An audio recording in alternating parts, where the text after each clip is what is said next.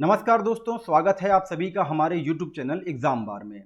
आज के current affair में हम वन लाइनर इंपॉर्टेंट फैक्ट्स के साथ देखेंगे कि राज्यसभा में ऐसी कौन सी घटना घटी जो इतिहास में पहली बार हुई है, और जानेंगे अम्हारा क्षेत्र ये किस देश में पड़ता है और क्यों चर्चा में था, इस पे बात करेंगे और कैसे प्रश्न आ सकते हैं इसको भी देखेंगे। और बात करेंगे ट्रैकोमा का उन्मूलन के बारे में, कितने देशों ने किया है और हाल ही में कौन सा देश ट्रैकोमा का उन्मूलन किया है उसके बारे में बात करेंगे। और अंत में देखेंगे स्वाति माउंटेन का संबंध यूपी से कैसे हो रहा है इसके बारे में जानेंगे, और ये हमारे एग्जाम के पॉइंट ऑफ व्यू से बहुत इंपॉर्टेंट होने वाला है। तो चलिए दोस्तों, वन लाइनर के साथ आज की समसमाई शुरू करते हैं। हंगरी में विश्व एथलेटिक्स चैंपियनशिप 2023 का आयोजन हो रहा है। भारतीय दल का नेतृत्व नीरज चोपड़ा करेंगे। भारत वर्ष 2030 तक गैर जीवाश्म ईंधन स्रोतों से 500 गीगावाट स्थापित बिजली क्षमता हासिल करने और अनुमानित उत्सर्जन में 1 अरब टन की कमी लाने के लिए प्रतिबद्ध है। ऐसे जितने भी डेटा हैं उसका एक अलग कंटेंट तैयार हो रहा है, वो उस पर बहुत जल्द आपको वीडियो मिल जाएगा। अब आगे बात करें, संसद ने जन्म और मृत्यु पंजीकरण को सरल बनाने और इसे डिजिटल बनाने के लिए विधेयक को मंजूरी दे दी है, और ये विधेयक जन्म और मृत्यु पंजीकरण अधिनियम 1969 में संशोधन का प्रावधान करता है। फ्रांस ने वर्ष 2030 तक 30,000 भारतीय विद्यार्थियों को प्रवेश देने का लक्ष्य रखा है। अब बात करें यूपी की, उत्तर प्रदेश राज्य सरकार अयोध्या, प्रयागराज, बेंगलोर और दिल्ली में नए अतिथि गृह बनाएगी। बलरामपुर में आज़ादी का अमृत महोत्सव के अंतर्गत जिले के थारू समुदाय के विशेष उत्पाद डलिया पर विशेष डाक टिकट जारी किया है। अब बात करें राज्यसभा की, राज्यसभा में पहली बार एक ऐतिहासिक नज़ारा देखने को मिला जब सदन में बहस के दौरान कुछ देर के लिए अध्यक्ष, वक्ता और टेबल स्टाफ सभी महिलाएं थीं। हुआ क्या था कि ममता मोहंता बोल रही थीं, पांगनोन कोन्यांग कार्यवाही की अध्यक्षता कर रही थी और सदन के वेल में टेबल पर उपस्थित सभी अधिकारी महिलाएं थीं। तो ये तो रही बात करंट अफेयर के वन लाइनर की। अब बात करते हैं थोड़ा डिटेल में, देखते हैं अम्हारा क्षेत्र कहाँ पे है। अम्हारा क्षेत्र इथोपिया में है, और ये क्यों चर्चा में था, क्योंकि सेना और स्थानीय लड़ाकों के बीच में वहाँ पे झड़प हो रही है। और ये ऐसा नहीं है कि ये आज ही और कुछ ही दिनों के पहले हो रही है, ये अप्रैल 2023 से चल रहा है, वहाँ पे अस्थिरता की स्थिति बनी हुई है। अब जब बात यहाँ पे इथोपिया की आ रही है तो इथोपिया की राजधानी अदीस अबाबा है, और इथियोपिया हॉर्न ऑफ अफ्रीका में भी शामिल है।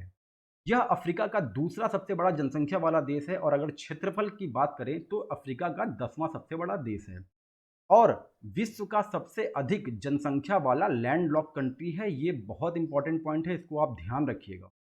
आगे बात करें इथोपिया के भौगोलिक स्थिति के बारे में, तो दक्षिण में इसकी केनिया है, उत्तर में इरिट्रिया है, उत्तर पश्चिम में सूडान है, पश्चिम में दक्षिण सूडान है, और पूर्व में जिबूती और सोमालिया है। अब जब बात हॉर्न ऑफ अफ्रीका की हो ही रही थी तो देखते हैं कौन कौन से देश आते हैं। इथियोपिया, इरिट्रिया, जिबूती और सूडान।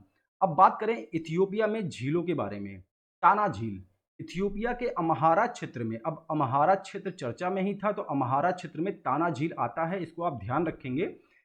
अम्हारा क्षेत्र में ताना झील स्थित है और नीली नील नदी का ये स्रोत है। तुर्काना झील, मैप में देखिए तुर्काना झील ये है पूरा, ये तुर्काना झील है। ये केनिया के उत्तरी भाग में है, लेकिन इसका कुछ भाग जो है वो इथियोपिया में भी आता है। अब बात करें इराक की, क्योंकि इराक ने ट्रैकोमा का उन्मूलन कर दिया है और उन 17 देशों में शामिल हो गया है जिसको विश्व स्वास्थ्य संगठन ने ट्रैकोमा उन्मूलन वाला देश बताया है, और ट्रैकोमा का उन्मूलन करने वाला इथियोपिया 18वां देश बना है। ट्रैकोमा एक संक्रामक बैक्टीरियल आंख संक्रमण है जिसका कारण बैक्टीरियम क्लामीडिया ट्रैकोमैटिस होता है। यह मुख्य रूप से आंख की सतह और पलक के अंदर तक प्रभावित करता है। अब देखें ट्रैकोमा का उन्मूलन करने वाले जो 17 देश थे हमारे, वो कौन कौन से थे। बेनिन, कंबोडिया, चीन, गाम्बिया, घाना, इस्लामिक गणराज्य ईरान, लाओ जनतांत्रिक गणतंत्र, Malawi, Mali, Mexico, Morocco, Myanmar, Nepal, Oman, Saudi Arab, Togo और वानुआतू। अब जब यहाँ पे वानुआतू की बात आ रही है तो इसके बारे में थोड़ी सी जानकारी दे देते हैं। ये दक्षिण प्रशांत महासागर क्षेत्र का एक द्वीप देश है, और इनके द्वीपों की संख्या कुल 80 है। ये ऑस्ट्रेलिया के पूर्व की ओर पड़ता है, इसको आप ध्यान रखिएगा। छोटे छोटे पॉइंट से ही क्वेश्चन बन जाते हैं। अगर आपको कंटेंट एग्जाम के पॉइंट ऑफ व्यू से इंपॉर्टेंट लगता है तो प्लीज़ चैनल को लाइक करें, सब्सक्राइब करें और अपने दोस्तों के साथ इसको शेयर जरूर करें। अब बात करते हैं इराक के भौगोलिक स्थिति के बारे में। इराक मध्य पूर्व एशिया में स्थित एक देश है, इसकी राजधानी बगदाद है। इसके पूर्व में ईरान है, दक्षिण में कुवैत है, दक्षिण पश्चिम में सऊदी अरब है, पश्चिम में जॉर्डन है, उत्तर पूर्व में सीरिया है और उत्तर में तुर्की है। तो ये तो रही बात इराक की। अब देखते हैं स्वाति माउंटेन क्या है और क्यों चर्चा में था।